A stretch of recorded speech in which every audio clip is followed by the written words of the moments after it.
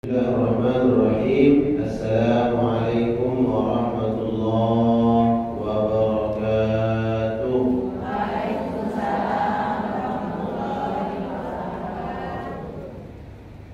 Alhamdulillah. Alhamdulillahilladzi an'amana bi ni'matil iman wal islam.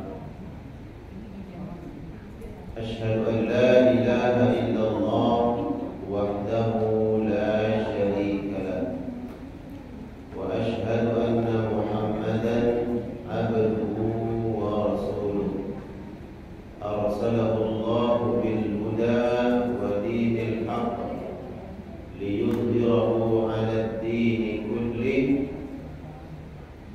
wa kafaa billahi shahida. Allahumma salli wa sallim wa barik wa karrim ala hadha an-nabiyyil karim wa ala alihi wa ashabihi wa man tabi'ahu wa walahu ila yaumiddin, amma ba'du. Qala Allah ta'ala wa huwa asdaqul qa'ilin, a'udzu billahi minasy syaithanir rajim. Yarfa'illahu alladhina amanu minkum walladhina utul ilma darajat. Shadaqallahul azim. Alhamdulillah. Apa kabar semuanya? Sehat? Kantongnya sehat? Alhamdulillah. Kalau mengucapkan alhamdulillah sambil senyum berarti benar kantongnya sehat. Tadi didoain oleh Ustazah, ya, semoga sehat walafiat dan kantongnya sehat. Amin ya rabbal alamin. Kita bersyukur kepada Allah Subhanahu wa taala karena pertolongan Allah sehingga kita bisa hadir di majlis yang dimuliakan oleh Allah Subhanahu wa taala. Kenapa mulia? Karena setiap nama yang hadir di majlis ini, walaupun ustadznya tidak kenal satu persatu namanya, tapi malaikat kenal semua. Mana lebih senang dikenal sama ustadz atau dikenal sama malaikat? Lebih senang dikenal oleh malaikat Allah Subhanahu wa taala.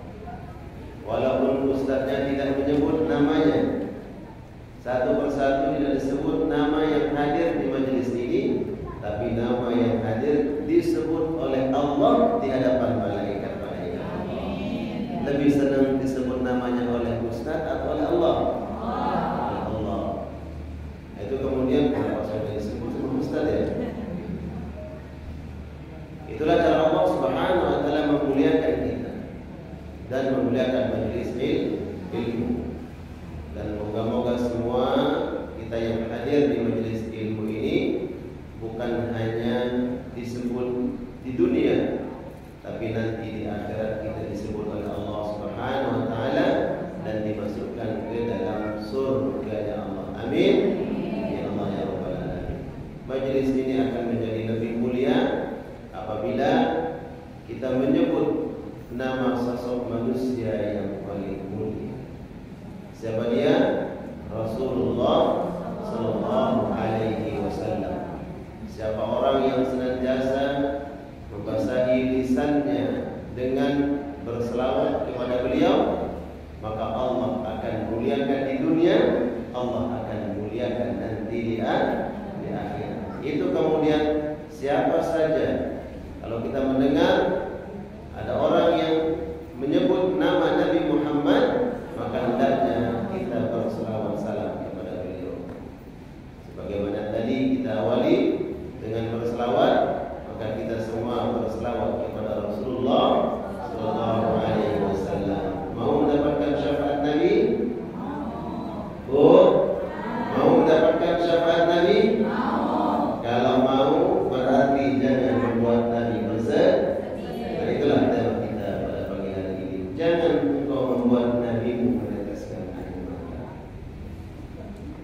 Suami kita pun nggak tega kita melihat dia menangis, betul?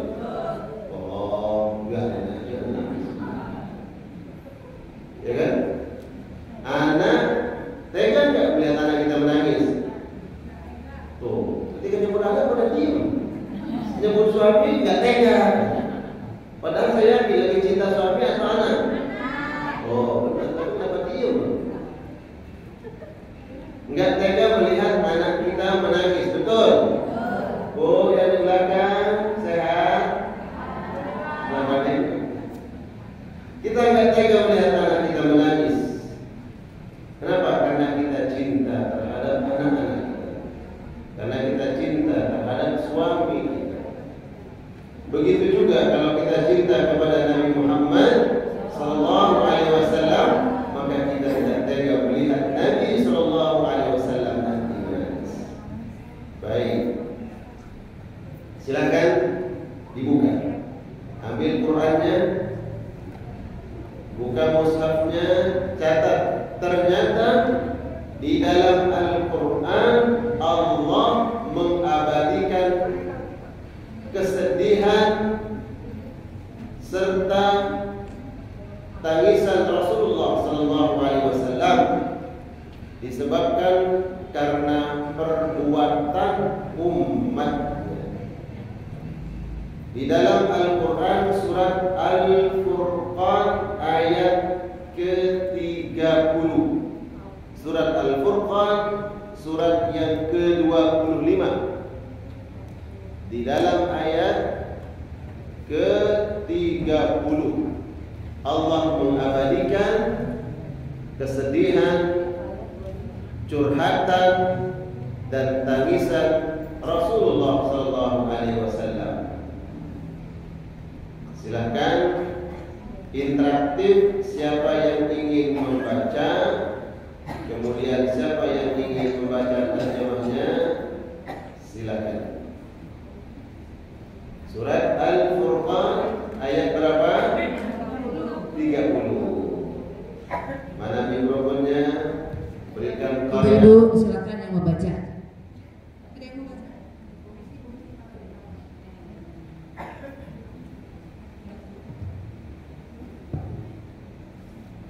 A'udzubillahi minasyaitonirrajim. Bismillahirrahmanirrahim. Wa qala ar-rasul ya rabbi inna qaumi ittakhadhu hadzal qur'ana mahjura. Ya. Langsung ya. Dan Rasul Muhammad berkata, ya Tuhanku, sesungguhnya kaumku telah menjadikan Al-Quran ini diabaikan. Baik, jamaah sekalian, inilah ayat yang dijelaskan oleh para ulama bahwa Nabi curhat kepada Allah, mengadu kepada Allah karena beliau sedih. Kenapa? Beliau sedih. Biasanya kita kalau sedih curhatnya ke siapa, Bu? Hah? Suami. Kalau yang membuat kita sedih suami, curhatnya ke siapa? Hah? Diam aja. Orang tua, ya kan? Kalau nggak punya orang tua, curhatnya kepada Allah. Nah, ayat ini adalah ayat yang menceritakan kesedihannya Nabi Muhammad SAW. Ternyata Nabi kita sedih. Sedihnya bukan karena istrinya, sedihnya bukan karena anaknya. Sedih beliau bukan karena jabatan, bukan karena harta, bukan karena beliau disakiti, bukan. Kalau kita sedih lalu curhat, biasanya kenapa? Oh, disakitin orang. dicemooh orang lain, atau apa yang kita inginkan tidak kita dapatkan, akhirnya curhat, sedih. Tapi Nabi sedih dan curhat bukan karena istrinya, bukan karena anaknya, bukan karena harta, bukan karena jabatan, tapi karena tingkah dan perilaku umat. Itulah yang Nabi sedih. Apa yang dilakukan oleh umatnya sehingga Nabi sedih? Wa qala ar-rasul ya rabbi inna qaumi ittakhadhu hadzal qur'ana mahjura.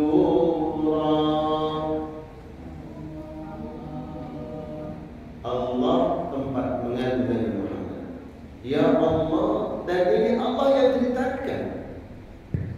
Allah bercerita, dan Rasulku, kata Allah, yaitu Muhammad, dia mengadu kepada agar kalian tahu. Kita diceritakan oleh Allah dan kita tahu bahwa Nabi kita itu sedih gara-gara kita. Apa kata Nabi? Ya Allah, umatku ternyata mereka mengabaikan Al-Quran. Itu yang membuat Nabi sedih. Umatku mengabaikan Al-Quran.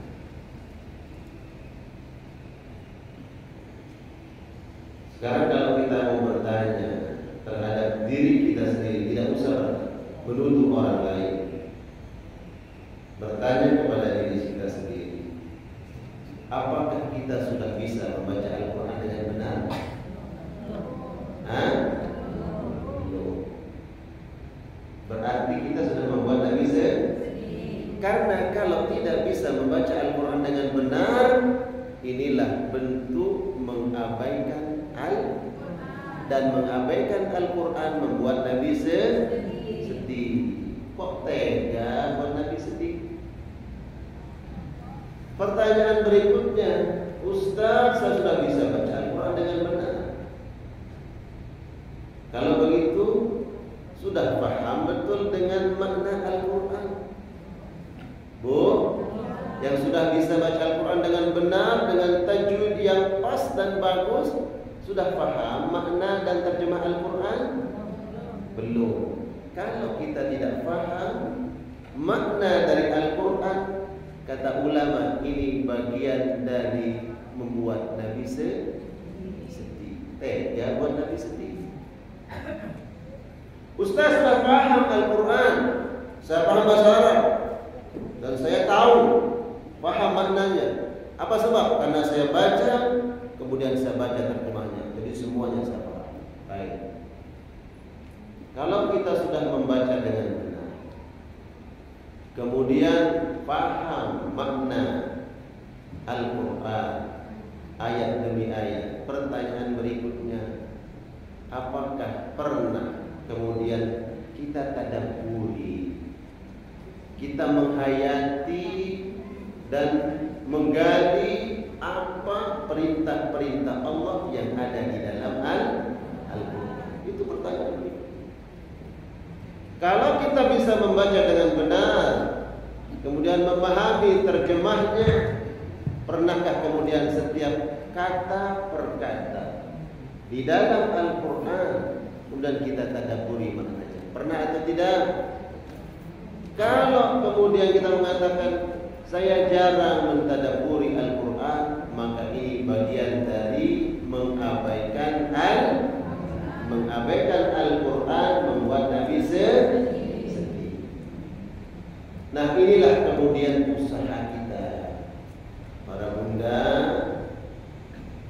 usaha kita untuk membuat Nabi tidak sedih. Mana buktinya? Nih, sekarang kita sedang belajar. Makanya kemudian setiap taklim saya minta jamaah untuk ikut interaktif membaca ayat yang kita bahas. Apa sebab? Karena sesuatu yang kita baca berulang-ulang dan sering kita baca, maka insya Allah itu Allah yang akan mempermudah lisan kita untuk membaca Al-Quran. Ya, makanya kemudian ayat yang kita bahas kita baca. Setelah baca bagi, ayo siapa yang baca terjemah, sehingga apa yang kita baca kita tahu maknanya. Pulang dari majelis ilmu dapat ilmu dari ayat yang kita baca. Betul? Nah inilah. Agar apa? Agar Nabi tidak sedih. Ini kita nggak sadar bahwa kita terkadang membuat Nabi SAW bersedih. Nah inilah tema yang kita bahas. Jangan membuat Nabi kita sedih. Karena dalam Al-Quran Allah mengabadikan kesedihan Nabi Muhammad SAW. Kita khawatir jangan-jangan Nabi bersedih, kita adalah salah satu penyebab Nabi bersedih. Baik, kemudian bentuk dari mengabaikan Al-Quran yang membuat Nabi bersedih ini, konteksnya memang saat itu ketika turun Al-Quran, yang pertama kali mengabaikan Al-Quran adalah umat yang hidup di zaman Nabi Muhammad SAW. Siapa mereka? Orang-orang Arab Quraisy.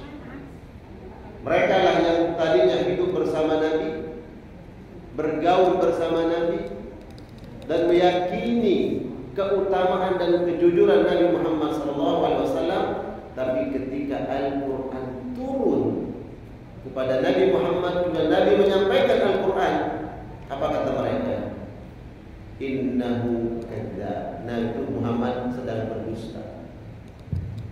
Innahu sahir. Muhammad itu seorang penyihir. Dan seterusnya. Inilah manusia pertama yang mengabaikan Al-Quran. Setelah itu datang umat berikutnya, terus sampai ke zaman kita sekarang, banyak umat Nabi Muhammad SAW yang mengabaikan Al-Quran. Saya membaca sebuah artikel bahwa lebih dari 60% jumlah umat Muslim Indonesia buta huruf Al-Quran. Lebih dari 60% tidak bisa baca Jangan-jangan yang 60 inilah yang membuat Nabi SAW bersedih, karena dia akan tahu apa yang akan terjadi. Dikabarkan oleh Allah Subhanahu Wa Taala suatu masa nanti di kalangan umatmu mereka banyak yang tidak paham dan tidak bisa membaca Al-Quran, karena saat ini hampir lebih dari 60%. Bayangkan, itu belum bisa baca. Baca. Kalau kemudian dinaikkan lagi, sudah bisa baca, tapi bagaimana tajwidnya, berapa persen lagi? Kemudian yang sudah bisa baca dengan benar, seberapa banyak mereka ketika ditanya tentang hukum sudah diamalkan atau tidak? Ya Allah. Inilah sesuatu yang dibuatkan oleh Allah kepada Nabi, bahwa nanti ada umat Nabi yang mengabaikan Al-Quran. Sayati zamanun ala ummati, akan datang suatu masa kepada umatku, kata Nabi, la yabqal Quran illa rasul. Al-Quran ini hanya tinggal tulisannya saja.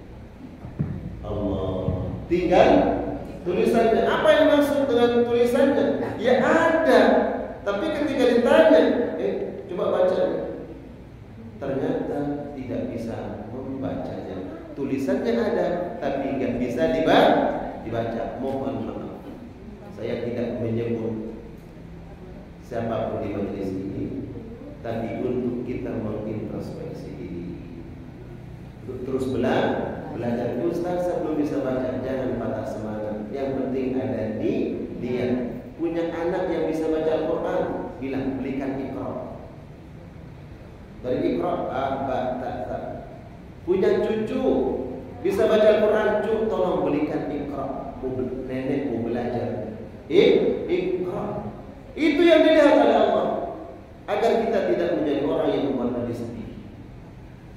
Proses belajar baru nyampe Iqra 3 diumumkan inna lillahi wa inna ilaihi rajiun. Meninggal dunia siapa? Yang sedang belajar Iqra baru sampai Iqra 3, dicatat oleh Allah Subhanahu wa taala seperti orang yang sudah pandai membaca Al-Qur'an.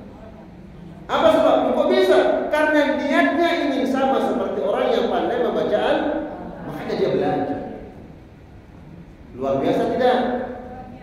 Luar biasa tidak kasih sayang Allah? Orang yang baru belajar diberikan ganjaran oleh Allah. Ustaz baru Iqra 6, belajar terus. Niatnya bagaimana? Agar saya bisa membaca Al-Quran dengan benar, dengan baik. Maka ketika meninggal dunia dalam proses belajar itu, maka dia dianggap seperti orang yang pandai membaca Al-Quran. Karena itu niatnya. Takbir. Takbir. Jadi takbir dari ngantuk maksudnya. Takbir. Subhanallah. Baik. Generasi pertama yang mengabaikan Al-Quran adalah manusia yang hidup di zaman Nabi Sallallahu Alaihi Wasallam. Ketika mereka mendengar Al-Quran, padahal ketika Al-Quran turun mereka merasakan yang indah, tapi takut mengikuti agama Nabi sampai mereka masukkan kedua jari jemari mereka, tidak ingin mendengar Al-Quran. Padahal Al-Quran itu indah. Apa sebab? Karena mereka menolak ajaran Nabi Muhammad. Dia tahu Al-Quran itu indah, membawa kebenaran. Tapi udah kamu dengerin, takutnya saya nanti kena terpengaruh karena keindahan dan kebenaran Al-Quran. Inilah generasi pertama yang mengabaikan Al-Quran. Terus berikut. Nah, contoh ya, disebutkan oleh para ulama bentuk mengabaikan Al-Quran. Catat. Bentuk-bentuk mengabaikan Al-Quran yang membuat Nabi SAW menangis dan bersedih adalah: satu, tidak mau membaca Al-Quran. Ya, dalam kurung enggan, garing malas. Tidak mau, enggan, malas membaca Al-Quran. Ini bentuk mengabaikan Al-Quran yang membuat Nabi kita sedih. Allah sebutkan di dalam Al-Quran surat Fatir tentang keutamaan mereka yang membaca Al-Quran agar kita semangat. Ya, agar kita semangat membaca Al-Quran. Maka kemudian Allah janjikan di dalam surat Fatir ayat ke-29 sampai 30, bagi mereka-mereka yang senantiasa mudawamah, kontinu menjaga tilawah Al-Quran, maka Allah akan berikan rahmat bagi mereka. Dalam surat Fatir ayat 29 sampai 30,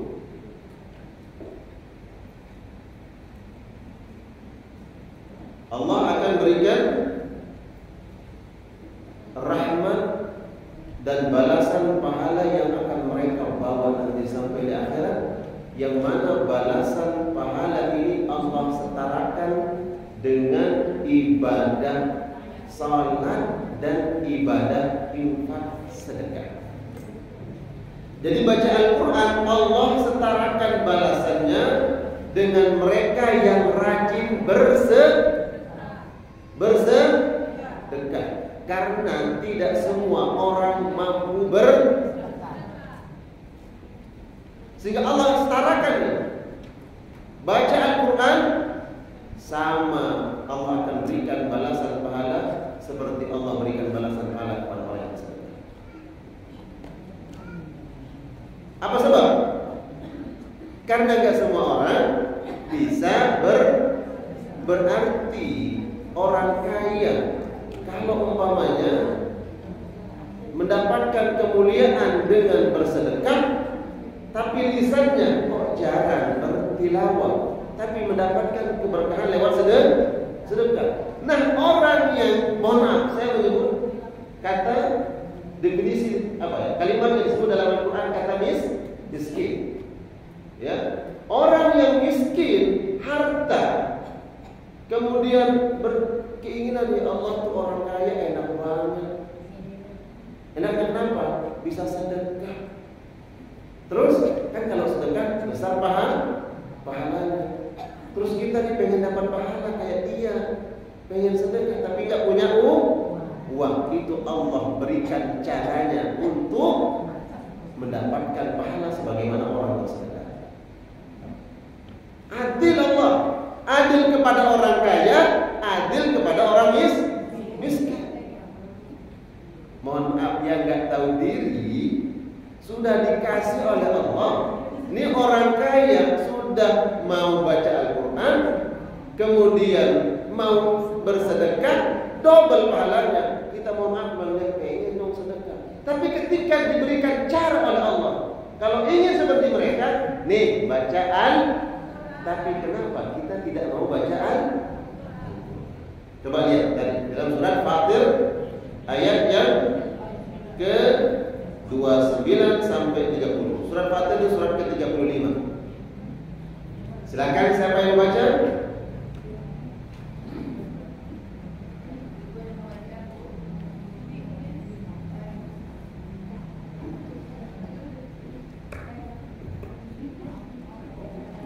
Siapa yang baca terjemahnya?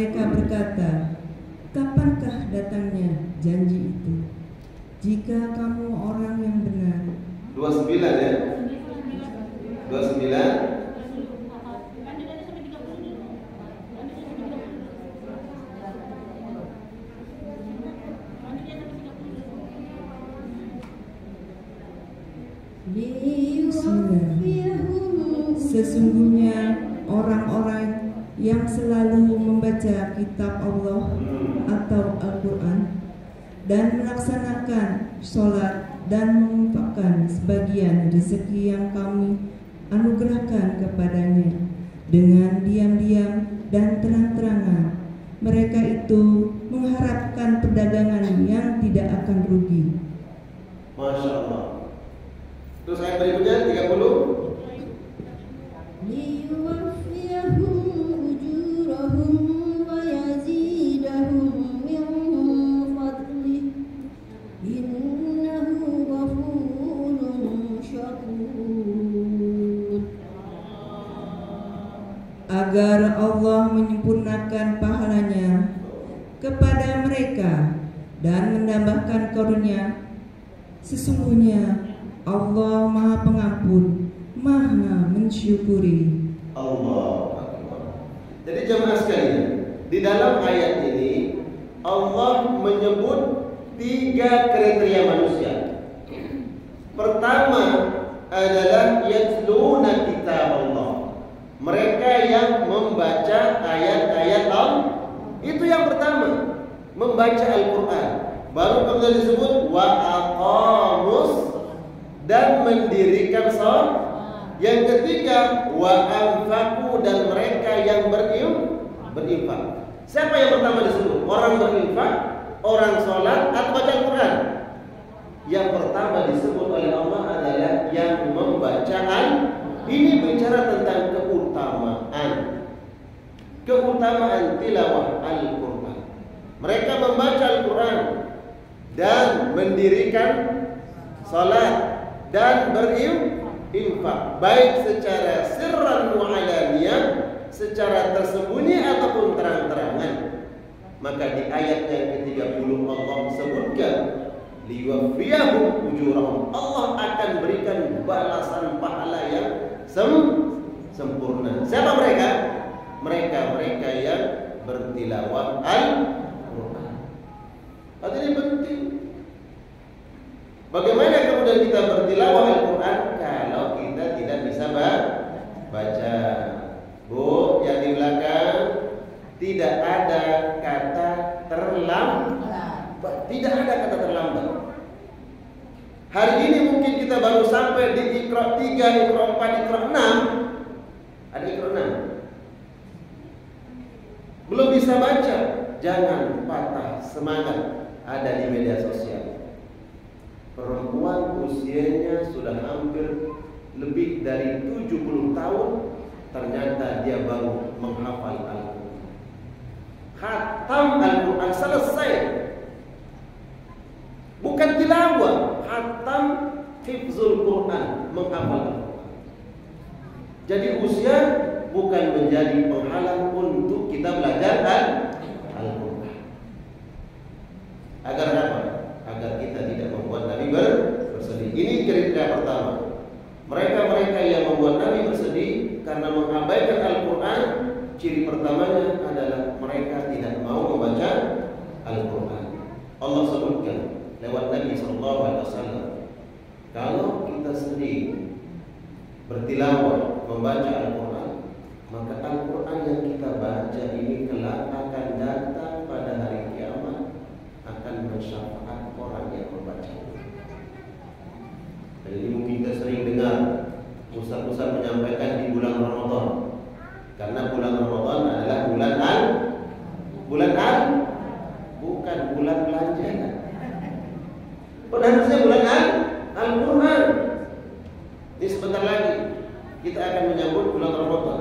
Bulan Ramadan, bulan Al-Quran. Dan diingatkan oleh ustaz-ustaz yang ceramah di bulan Ramadan bahwa barang siapa yang membaca Al-Quran, ya'ti yaumal qiyamah syafi'an li ashabi.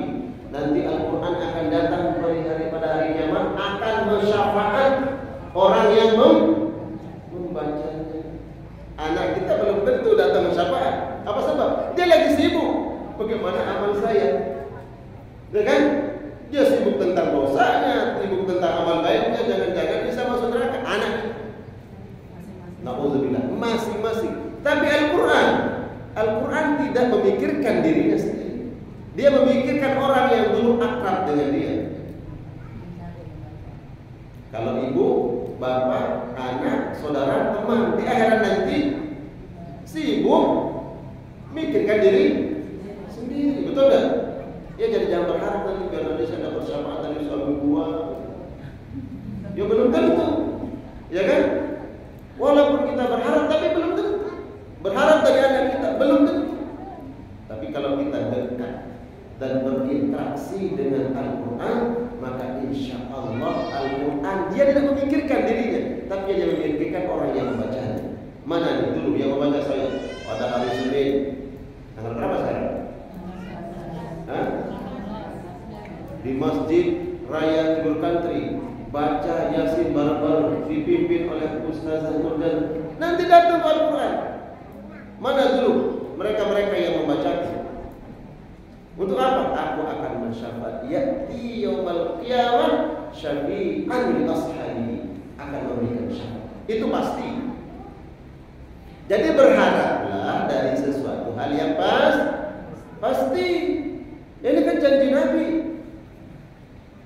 Yang membacanya dari Al-Quran akan beda. Suami yang pagi kita bikin sarapan, siapin sarapan. Mak kopi, bikinin kopi. Apalagi siang siapin makanan. Setiap hari kita siapkan. Di akhirat nanti belum tentu pasti. Betul nggak? Belum tentu. Mana istri saya? GR banget kita mau dijadikan. Dan jangan dia sibuk mikirkan dirinya sendiri. Atau jangan mikirkan yang lain nanti. Tapi Al-Quran, Allah udah pasti mikirin kita. Maka lakukanlah sesuatu hal yang pasti. Bukan berarti kita ngabaikan suami juga. Atau ustaz deh.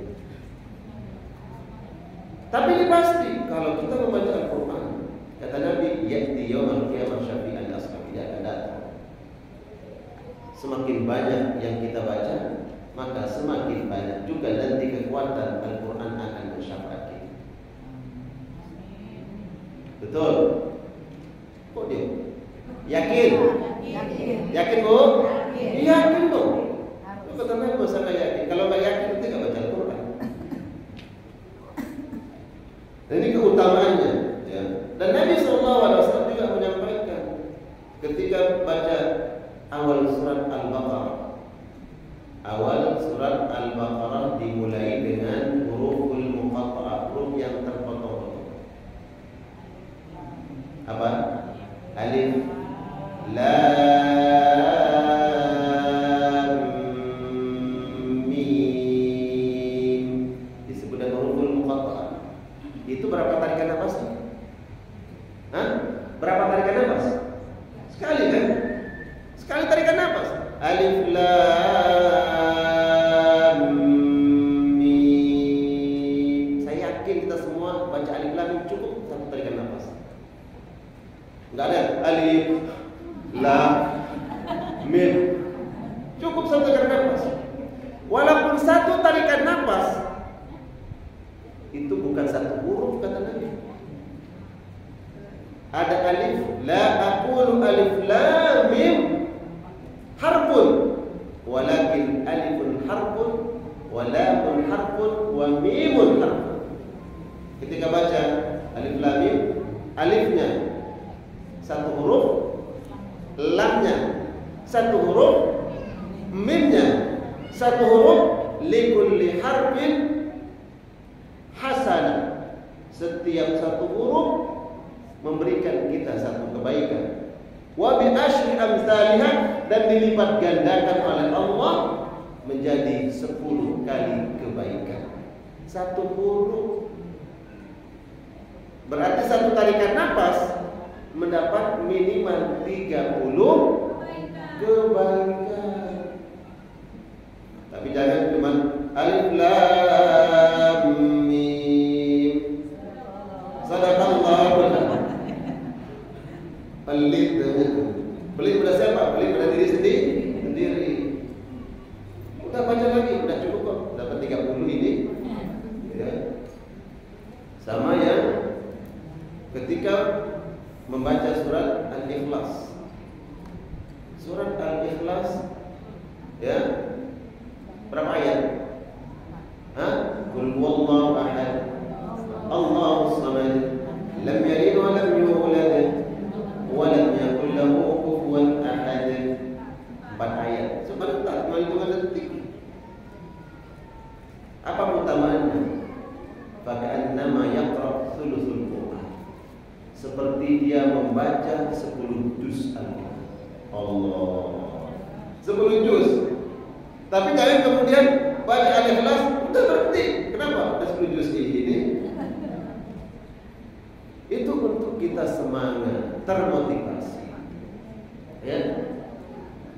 Baca alif lam mim 3 huruf. Alif, lam, mim. Setiap hurufnya diberikan 10 kebaikan oleh Allah Subhanahu wa taala. Maka jangan malas membaca Kalau belum bisa membaca Al-Qur'an, belajar membaca jangan malu.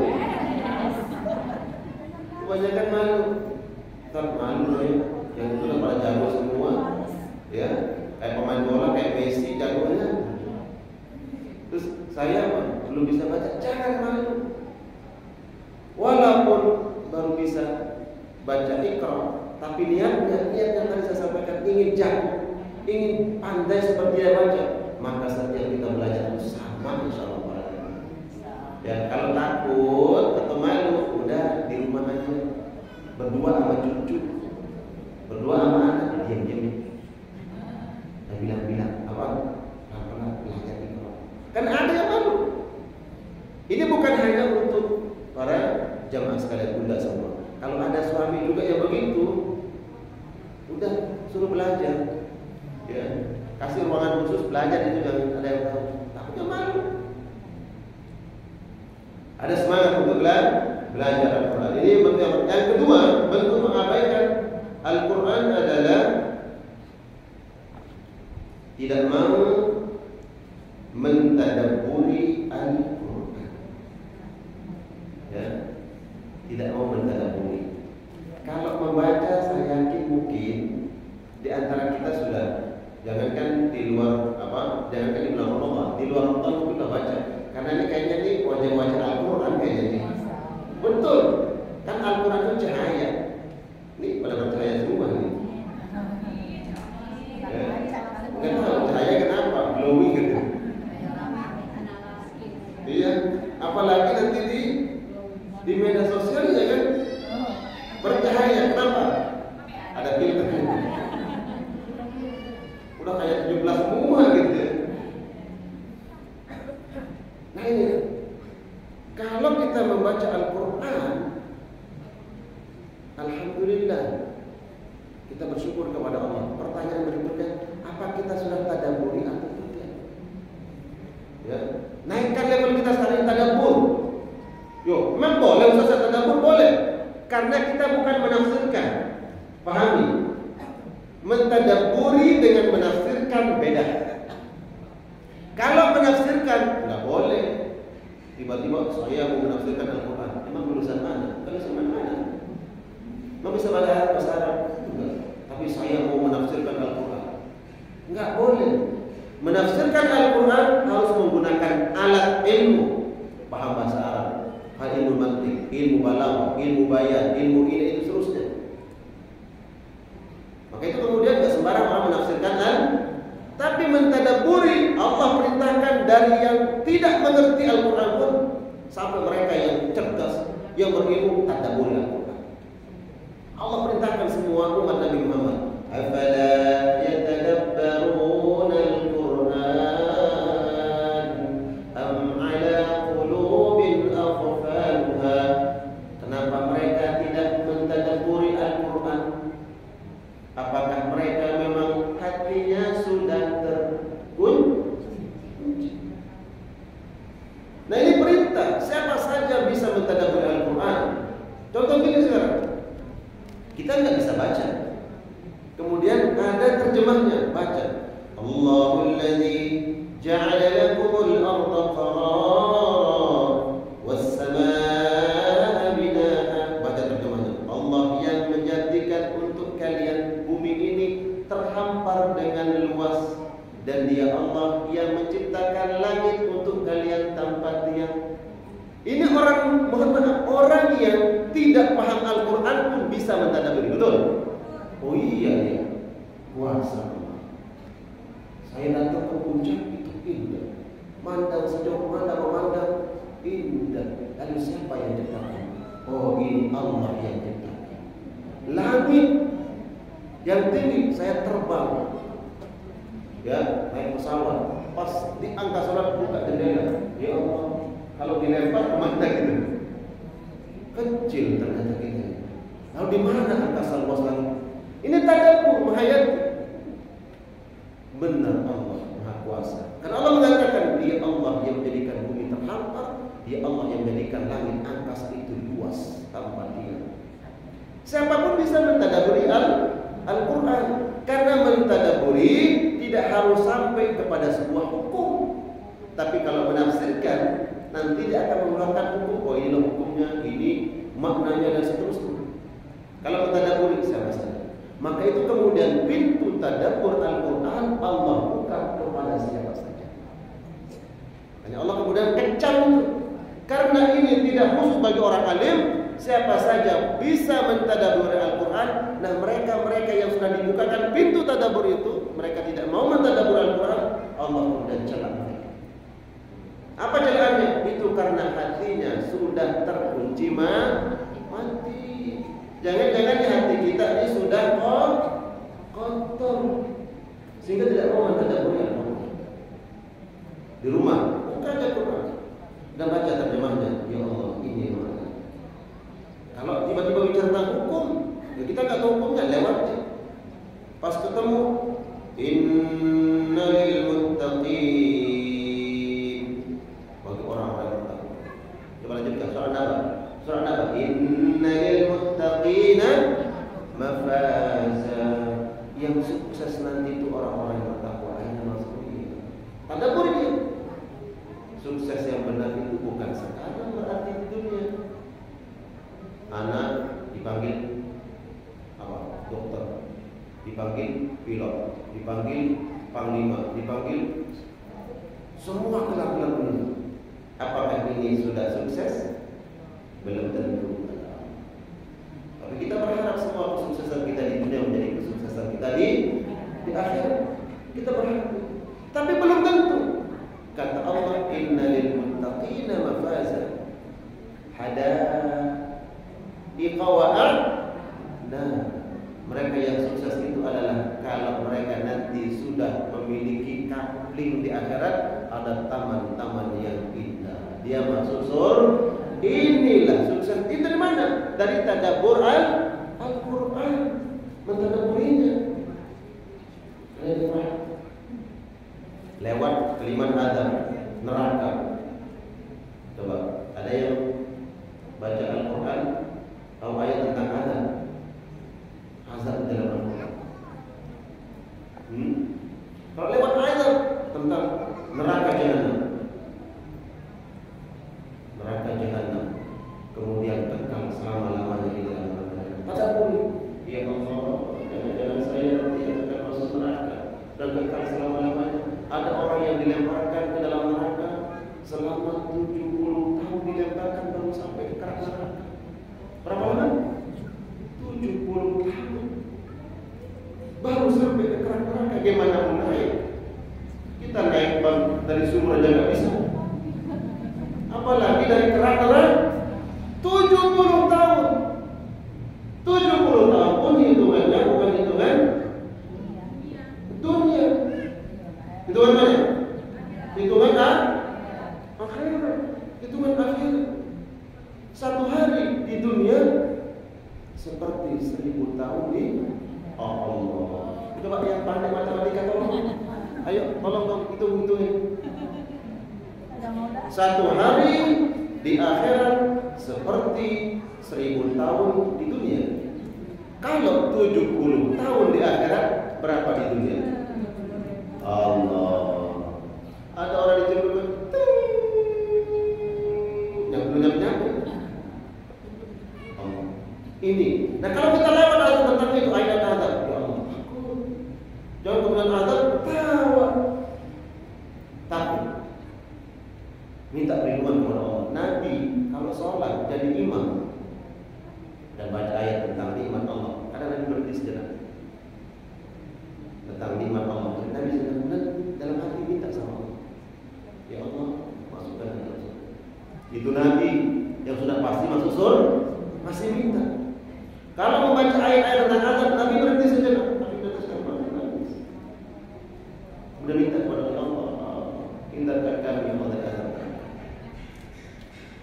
Nah kalau kita kalau sholat baca dengan imam, baca tentang nikmat Allah. Bulan puasa jadi makmum kelamaan, Ustaz. Kelamaan. Betul Nabi mengajarkan. Kalau kita baca Al-Quran, melewati tentang nikmat Allah yang ada dalam Al-Quran, maka minta dalam hati, berhenti baca dalam Al-Quran. Ada nikmat Allah, berhenti baca, berhenti. Dan minta. Jadikan hamba ini bagian dari hamba yang telah akan masuk dalam surga yang masuk ke dalam. Begitu. Kita nggak tahu tiba-tiba malaikat yang di samping kita. Dan kita baca Al-Quran langsung minta dan amin, kabulkan ya Allah. Kira-kira kalau malaikat yang mendoakan dikabul tidak? Insya Allah. Ya, insya Allah dikabul oleh Allah Subhanahu wa Ta'ala.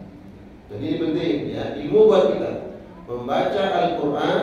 Kemudian kalau ayat-ayatnya bicara tentang azab, maka berhenti sejenak.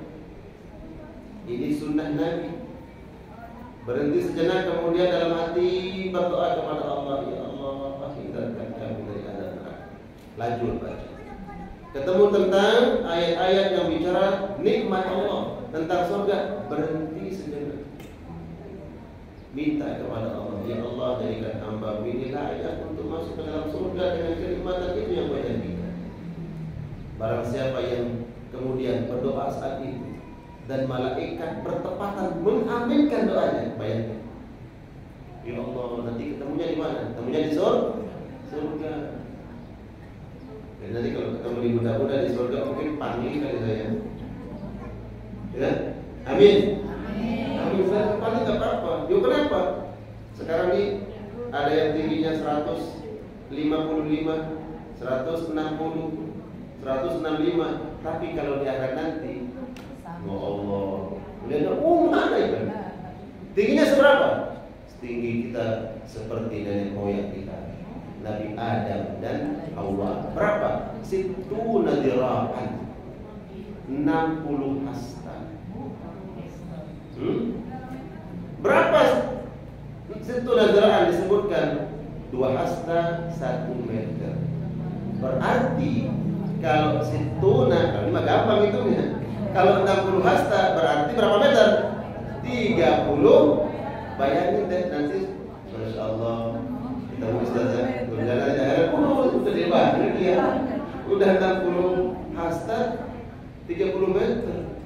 Subhanallah. Ini akan dikembalikan oleh Allah. Surah apa? Bentuk fisik umat Nabi Muhammad SAW akan seperti nenek moyang kita pertama, Nabi Adam alaihissalam, 30 meter. Subhanallah. Itulah penghuni surga. Nah kalau tadi saya sampaikan, ini ikuti surah Nabi, baca ayat-ayat tentang surga, berhenti sejenak dan minta kepada Allah. Apa sebab? Saya nggak pengen pendek soalnya. Ya, itu pendek. Ya. Apa sebab? Karena banyak pengen punya suami mulia yang tinggi gitu.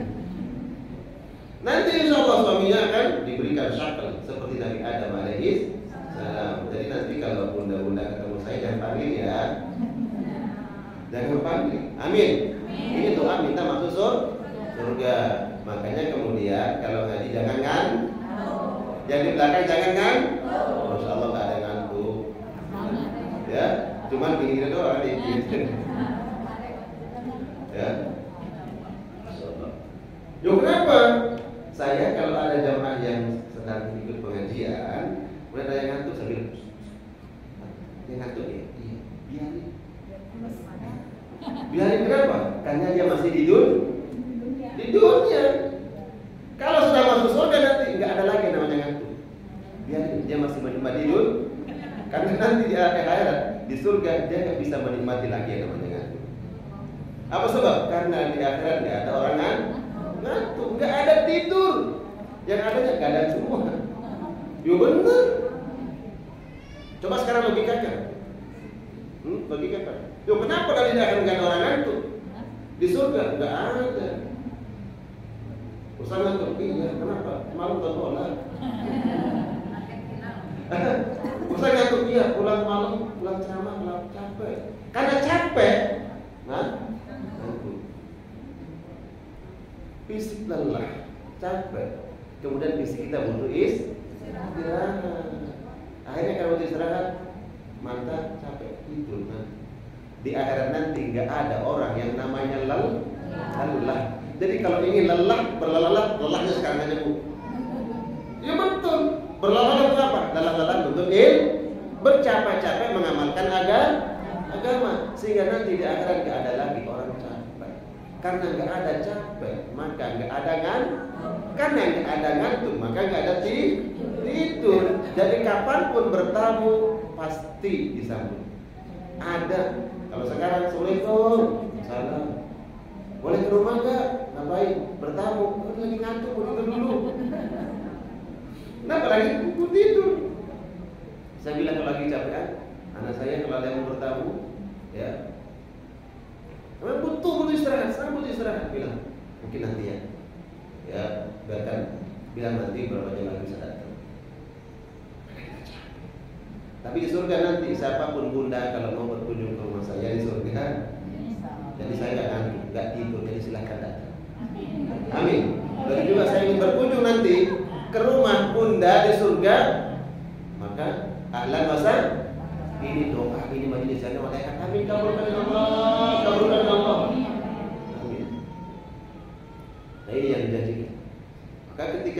menginginkan itu, maka hendaknya tadabburi Al-Quran. Dengan kita mentadabburi Al-Quran, kita tahu janji-janji Allah, kita tahu ancaman-ancaman Allah Subhanahu wa ta'ala. Jadi tadabburi. Afala yatadabbaruna Al-Quran. Kenapa mereka tidak mentadabburi Al-Quran? Am ala qulubin aqfaluha, atau memang karena hati mereka sudah dikunci, hati mereka yang kotor. Nah, jangan sampai ketika kita tidak mau mentadabburi Al-Quran, maka hati kita makin kotor. Nah, baik. Kemudian buka surat Shad. Surat Shad, surat yang ke-38 pada ayat ke-29. 29.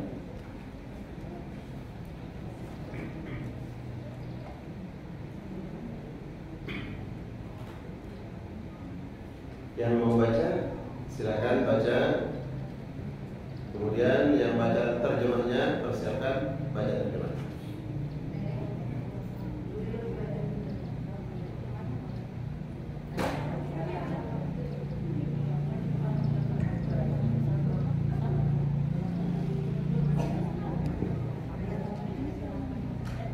Surat Shad ayat ke-29.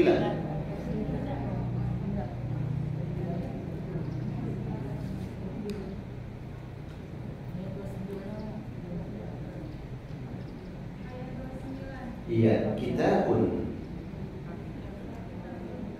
A'udzubillahi minasyaitonirrajim. Bismillahirrahmanirrahim. Kitabun anzalnahu ilaika mubarak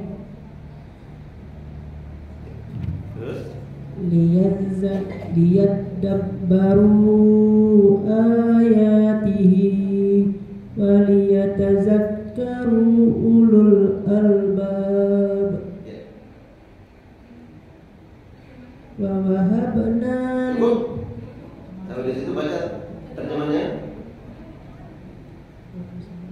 Kitab Al-Quran yang kami turunkan kepadamu penuh berkah, agar mereka menghayati ayat-ayatnya dan agar orang-orang yang berakal sehat mendapat pelajaran. Masya Allah. Allah menyebutkan bahwa ayat Al-Quran ini diturunkan kepada Nabi Muhammad. Tapi yang diperintahkan oleh Allah dalam ayat ini bukan Nabi untuk mentadabburinya. Siapa?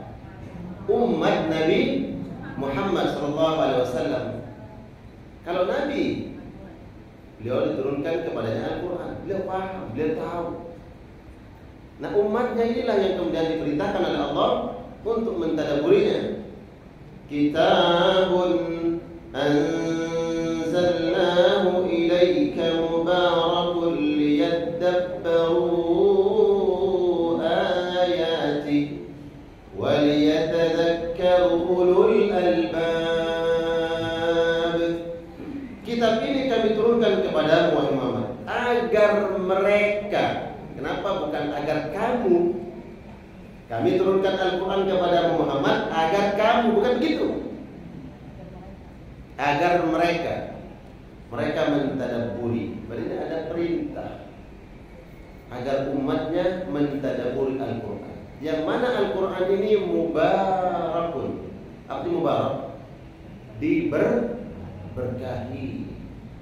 Allah sudah berikan keberkahan di dalam Al-Quran.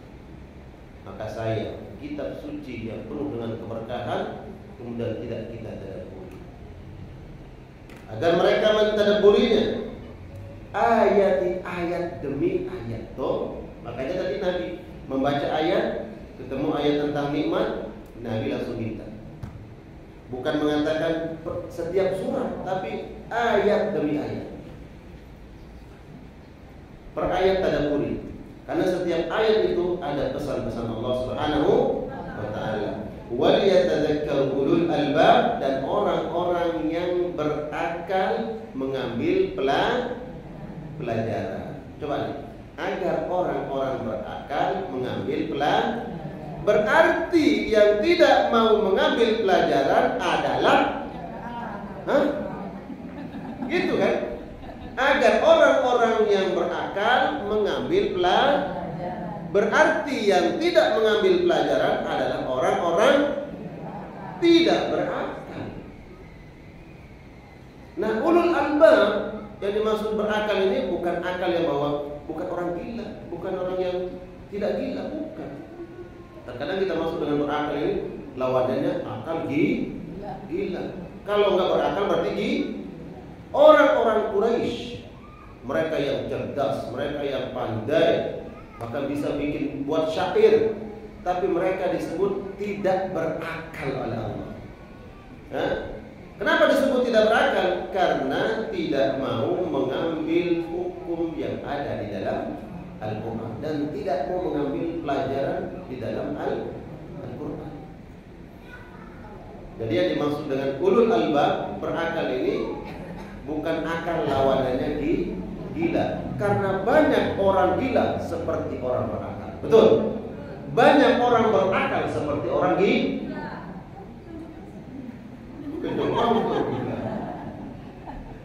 Ya, betul.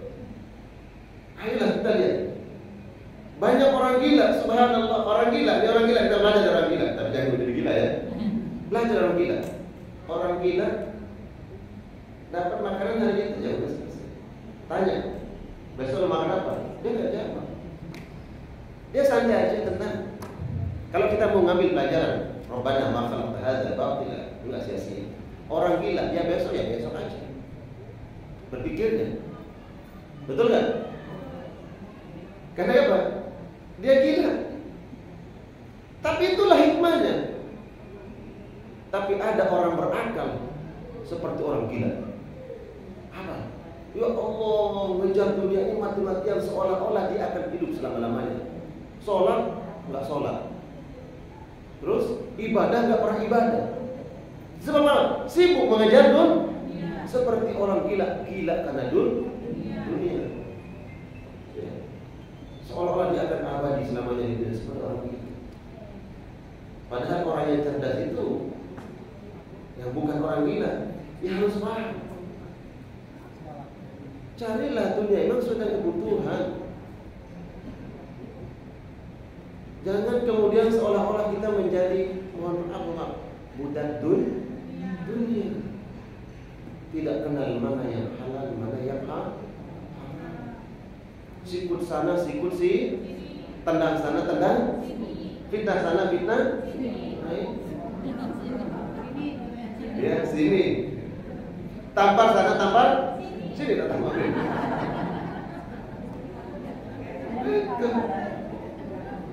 Banyak orang berakal seperti orang gila.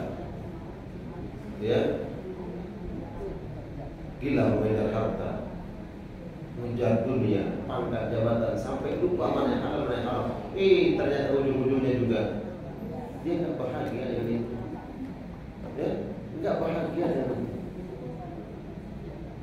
Padahal dia cari apa? Bahagia nggak bahagia. Coba orang berakal itu adalah dia pasti cari yang membuat dia bahagia. Betul nggak?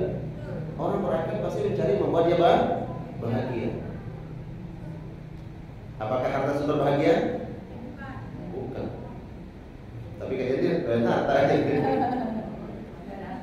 Bukan. Apakah jabatan sumber bahagia? Bukan.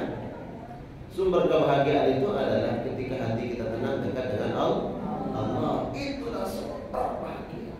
Maka orang yang berakal, orang cerdas itu adalah dia cari sumber kebahagiaan. Termasuk di Al-Quran. Al-Quran sumber kebahagiaan. Ada orang yang mati-matian mencari urusan dunia tapi dia lupa akan Al-Quran. Allah hilangkan kebahagiaan dalam hatinya. Mereka mencari dunia, tapi tidak melupakan akhirat. Ketika waktu ibadah dia ibadah, untuk tilawah dia tilawah. Maka Allah berikan kebahagiaan di dunia sebelum Allah berikan kebahagiaan di akhirat. Allah berikan kebahagiaan lewat apa? Ketenangan. Allah berikan kebahagiaan lewat dititipkan harta yang berkah. Tidak sikut sana, sikut sini, tidak fitnah sana, fitnah sini. Ya. Dan Al-Quran ini ketika mereka tadabburi, mereka akan menjadikan dia sebagai pelajaran. Tapi siapa mereka? Mereka yang ulul albab, mereka yang punya akal. Ya. Maka kewajiban kedua berikutnya adalah hendaknya kita tadabburi. Mereka-mereka yang mengabaikan tadabbur Al-Quran berarti sudah mengabaikan Al-Quran. Kalau mengabaikan Al-Quran sudah membuat hati kita sedih. Jangan membuat hati sedih. Ya. Sisa waktu berapa menit lagi? 15 menit. 15 menit. Jam 11 kan? 15 menit. Baik. Karena waktunya tinggal 15 menit, kita buka waktu untuk tanya dan jawab. Kayaknya udah siap-siap aja nih kayaknya nih. Ya, yang bercatatan di bukunya. Silakan yang ingin bertanya. Assalamualaikum Ustaz. Waalaikumsalam warahmatullahi wabarakatuh. Tadi Ustaz sampaikan bahwa 60% Ya. sekitar 60% Betul. itu orang yang belum bisa baca. Belum bisa baca Al-Quran. Berarti lebih banyak dari kita yang sudah bisa. Alhamdulillah. Yang bisa baca belum tentu bisa baca bener bacaannya. Nah, itu aja. Yang bisa benar bacanya. Masalahnya yang ingin saya tanyakan, bagaimana kita menghadapi orang yang dekat dengan kita atau yang kita kenal sehari-hari, dia belum bisa, yakin saya dia belum bisa karena ditanya memang dia belum bisa. Iya. Lalu saya bilang nanti saya ajarkan kalau mau. Iya. Dia tidak mau, sama sekali tidak mau. Akhirnya saya kasih Iqra, saya kasih Al-Quran. Iya. Lalu selanjutnya kita tidak tahu apa dia belajar Al-Quran apa tidak. Bagaimana ini yang kita lakukan? Baik. Terima kasih. Barakallah. Pertanyaannya bagus sekali. Di dalam pertanyaan ini ada semangat untuk mengajak kepada kebaikan dan menyelamatkan orang-orang yang kita cintai. Sejatinya begitu. Ketika kita mencintai seseorang, baik keluarga dekat ataupun teman, maka kita tidak ingin teman kita ini nanti sengsara di akhirat. Maka agar dia bahagia di dunia, bahagia di akhirat, maka kita berikan nasihat agar dia dekat dengan sarana atau penyebab kebahagiaan itu Al-Quran. Kalau seandainya kemudian dia susah, tidak mau belajar, susah dinasihati, kita hadiahkan Iqra, hadiahkan Al-Quran agar dia mau membaca dan mau belajar. Ternyata mungkin sulit. Apa yang harus dilakukan? Pertama, kalau keluarga dekat ini yang serumah dengan kita, itu suami kan atau anak kan yang hidup bersama kita, pertama biasakan untuk sima'atul Quran. Apa itu sima'atul Quran? Mendengar Al-Quran. Biasakan mereka untuk mendengar Al-Quran. Baik secara audio, kita putarkan di rumah ayat-ayat Al-Quran lewat HP, lewat apa, mendengarkan di rumah Al-Quran. Atau dengan dakwah langsung dari kita. Ini suami kita mungkin terbata-bata membaca Al-Quran dan kita sudah lancar. Kalau terus menasihati, khawatirnya dia marah, merasa digurui dan seterusnya, dan itu membuat dia makin tidak mau belajar. Maka caranya adalah dakwahi dengan sikap dan perbuatan. Perlihatkan kita membaca Al-Quran. Sebagai istri, perlihatkan kita rajin membaca Al-Quran. Ada waktu baca Al-Quran, ada waktu baca Al-Quran. Minta kepada Allah, ya Rabb, Engkau yang memegang hati suami, Engkau yang memegang hati anak. Ya Allah, aku ingin mendakwahi salah satunya dengan sikap dan perbuatan. Ya Allah, lembutkan hatinya, berikan hidayah. Salah satu niat saya membaca Al-Quran ini adalah sebagai dakwah buat suami atau anak. Itu yang pertama. Jadi berikan agar mereka mudah untuk mendengar Al-Quran dan kita bisa langsung membacanya. Kedua, ya tentunya apa kira-kira yang membuat dia bisa tertarik dengan Al-Quran? Apa kira-kira yang membuat dia bisa tertarik dengan Al-Quran? Kalau dia tidak mau belajar karena tadi malu dan seterusnya, karena banyak saya temukan jamaah seperti ini. Malu baca Al-Quran karena usia sudah lanjut. Berikan semangat untuk membaca Al-Quran dan belajar Al-Quran dan kondisikan bagaimana agar dia tidak malu. Apa dengan privat nanti ada gurunya yang datang ke rumah, Jadi dia nggak perlu ikut di masjid. Karena kalau diajak ikut tuh di masjid ada majelis Al-Quran, bapak yang ikut malu. Ada orang yang berani, ada orang yang nggak malu, tapi dia malu. Kenapa? Ketahuan nanti saya baca Al-Quran. Ya udah, cuma fasilitas. Bagaimana caranya dia bisa belajar Al-Quran? Mungkin masalahnya di malu tadi. Begitu juga anak kita. Anak udah dewasa tapi belum bisa baca Al-Quran, malu sama teman-temannya. Jangan gabung. Tuh belajar di situ. Teman-temannya anak SD, dia udah SMA, malu. Ada apa? Enggak mau belajar. Coba bagaimana cara mensiasatinya agar dia mau belajar Al-Quran. Setelahnya itu dia berdoa kepada Allah, ya Allah, mudahkan, ya, lembutkan hati mungkin suami, saudara atau anak untuk mereka mau belajar Al-Quran. Ini untuk apa ya? Dakwahnya, caranya agar orang yang kita cintai tadi mau belajar Al-Quran. Setelah itu, ya Allah Subhanahu wa taala yang menentukan segala. Maksud saya ini orangnya ini kebetulan tidak serumah dengan saya, tapi tiap hari ketemu Ustaz. Ya. Karena itu jadi saya tidak bisa memonitor dia. Ya. Saya jadi sedih. Oh iya, itu teman baik tadi ya. Ajak dia ke ibu dan belajarnya. Ibu mau ajarkan Al-Quran, luangkan waktu untuk mengajarkan Al-Quran. Dia nggak mau. Dia pernah nggak mau. Ajak dia, ayo kita mulai Al-Quran yuk, yang betul Al-Quran. Kalau dia nggak mau berbagai macam usaha kita, Allah Subhanahu wa taala, maka senjata pamungkas, senjata kita yang terakhir adalah senantiasa doakan dia di sholat malam. Berarti bangun malam khusus untuk niatkan yang bersangkutan. Ibadahnya niat malam kepada Allah, tapi doanya saya niatkan untuk. Yo, kenapa begitu? Abu Hurairah lakukan itu. Sahabat Abu Hurairah. Ya, jadi doakan ya, intinya doakan yang bersangkutan ya. Tapi saya juga tidak tahu apa dia bisa sholat. Allah alam bisawab. Tujuannya adalah tadi baca Al-Quran dulu. Nanti paling PR-nya ada sholat lagi nih. Sholat lagi. Bisa nggak tahu dia bayar zakat nggak? Ya, kalau PR pertamanya adalah Al-Quran, coba deh dengan cara yang tadi ya. Allah alam bisawab. Silakan yang lain. Silakan. Yang mau tanya?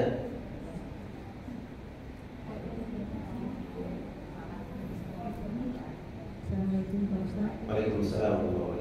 Ini kan saya merasa ragu sendiri. Di mana tadi ada kata-kata meninggalkan Ustaz sehingga Nabi menjadi sedih. Setelah ada Al-Quran digital ini, saya lebih senang membaca di HP gitu. Apakah itu termasuk mengabaikan mushaf Al-Quran? Enggak dong. Enggak. Tantangannya bagaimana itu? Ya. Baik, yang dilihat itu adalah bagaimana bacaan Al-Quran kita. Makin canggih sekarang teknologi, kita makin dimudahkan, ya kan? Ternyata lupa bahwa Al-Quran bukan mushaf. Kita pahami. Kita bisa download itu aplikasi Al-Quran, udah kita baca. Apakah berbeda pahalanya membaca mushaf atau membaca di HP kita? Saya memakai pendapat yang sama.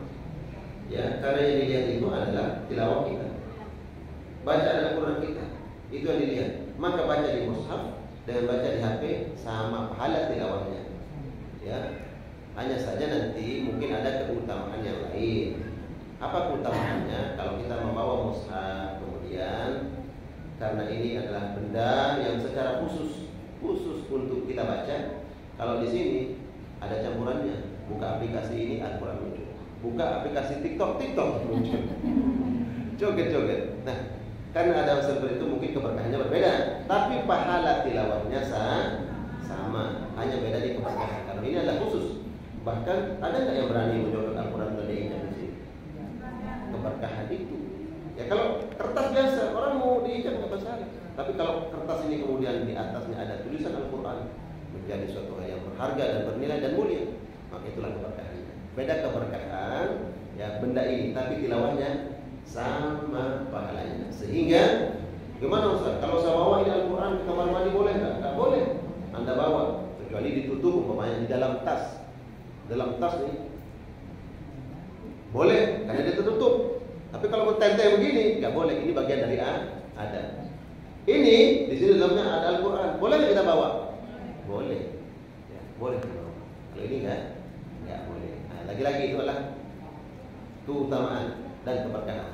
Nah, Tapi kalau tilawahnya sama balasan pahalanya. Allahu a'lam bishawab. Satu pertanyaan lagi. Saya berikan kesempatan untuk masalahnya mau nanya, ya, mau nanya, silakan. Ada lagi Bu yang mau bertanya? Kalau nggak ada nanti iya yang bertanya. Saya ingat itu Nabi pernah bilang, Nabi pernah ketemu sebentar, Nabi pernah ketemu dengan nenek-nenek. Mohon maaf ya mama. Nabi bilang, Nek, nanti nenek gak akan masuk surga. Nangis saja. Dia nangis. Bertanya nggak ada nenek-nenek masuk surga. Kata Nabi, nanti nenek kalau masuk surga nggak ada nenek lagi. Jadi mudahlah lagi. Ini doa buat semua yang ada di sini. Subhanallahnya apa? Semangatnya alhamdulillah. Banyak anak yang masih muda, sehat, bugar, tapi belum bisa datang ke masjid, hadir majelis ilmu. Tapi walaupun usia, ya, tenaga berkurang, penglihatan berkurang, pendengaran berkurang, tapi hadir di majelis ilmu, insya Allah. Semoga ini menjadi amal saleh yang masukkan kita ke dalam surga. Amin. Ya, tadi siapa ya? Kalau tidak ada waktunya. Iya deh Pak Ustaz berarti. Gimana? Saya. Pukulan. Bertanya. Oh, bertanya. Satu lagi boleh. Ya, silakan. Assalamualaikum. Gimana hukumnya kalau saatnya nggak boleh baca Al-Quran ya, tapi kadang kita baca-baca buku yang di dalamnya tuh terdapat ayat Quran beserta artinya, kayak buku-buku kayak Muslimah apa gitu. Yeah. Dan di saat baca itu, Ian pun ikut baca ayatnya. Itu gimana hukumnya? Ian salah atau enggak selama dalam masa haid tersebut? Terus kalau di rumah ada 4 atau 5 Al-Quran, sedangkan kita cuma baca 1 aja, itu lebih baik Al-Qurannya bacanya ganti-ganti bukunya atau Al-Qurannya yang tiganya disedekahin. Oh gitu, lebih baik begitu Bos. Iya. Jadi maka dibaca, nanti mungkin ada orang yang butuh membacanya. Ya. Tapi Ian sempat kasih ke tetangga, dikembalikan lagi kan? Bukan dikembalikan. Mohon maaf ya. Dikembalikan dengan alasan belum bacanya nggak bisa karena ini Al-Quran zaman now, dia bisanya zaman dulu gitu. Oh. Nggak seperti itu. Ada zaman now juga, zaman now juga. Terima kasih Pak Ustaz. Baik. Jadi yang terakhir tadi pertanyaan sudah saya jawab. Ya, kalau banyak gimana? Apakah ganti-ganti? Boleh sih, bervariasi ganti-ganti baca ya. Sehingga nanti Quran itu tandanya dibaca. Kalau Qurannya sudah sobek-sobek, lecek misalnya.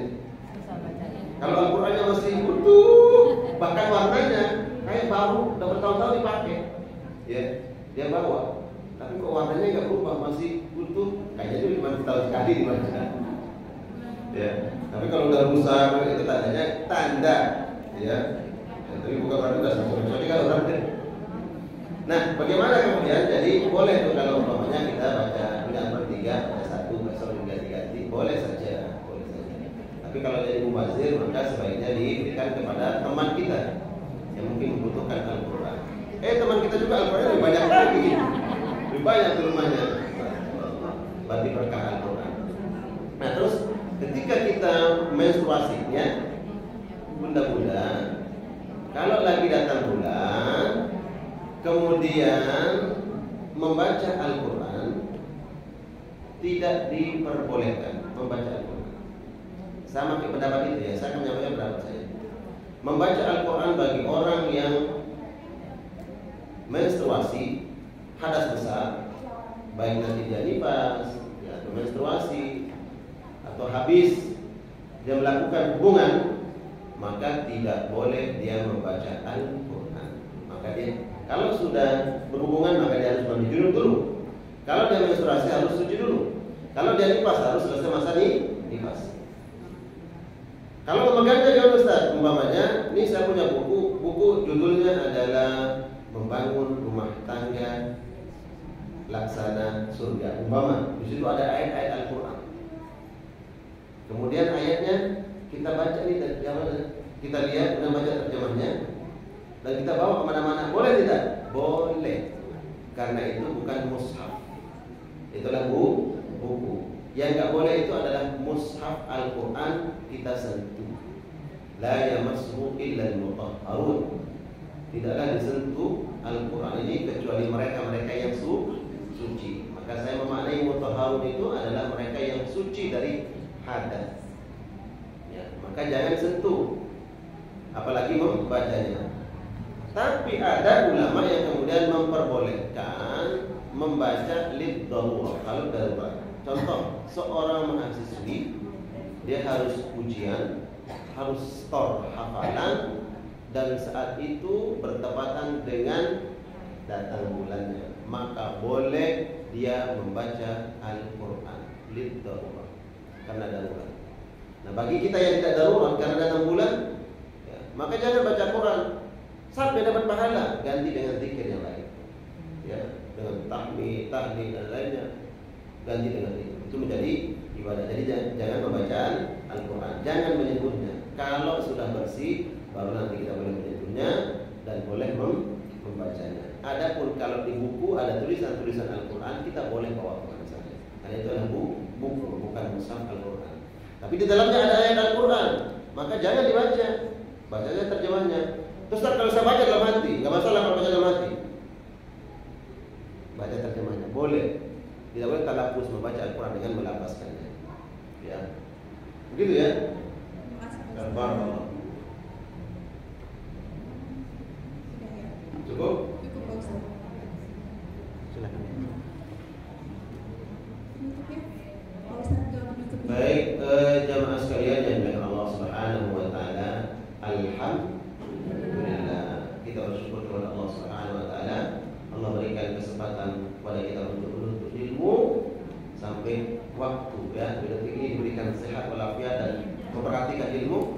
Ini karunia Allah Subhanahu wa taala, dan semoga apa yang kita dapatkan di hari ini menjadi ilmu yang bermanfaat, cahaya buat kita di dunia, cahaya untuk kita di akhirat, dan mampu kita amalkan dalam kehidupan sehari-hari. Untuk itu kemudian mari sama-sama kita berdoa. Alhamdulillah minasyaitonirrajim. Bismillahirrahmanirrahim. Alhamdulillahirabbil alamin. Hamdan wa fi ni'amahu wa ghafir masjid ya rabbana lakal hamd. Wa yabghi jalali wajhika wa sultan. Allahumma shalli wa sallim wa barik ala Muhammad wa ala ali Muhammad ya hayy ya qayyum bi rahmatika nastaghith.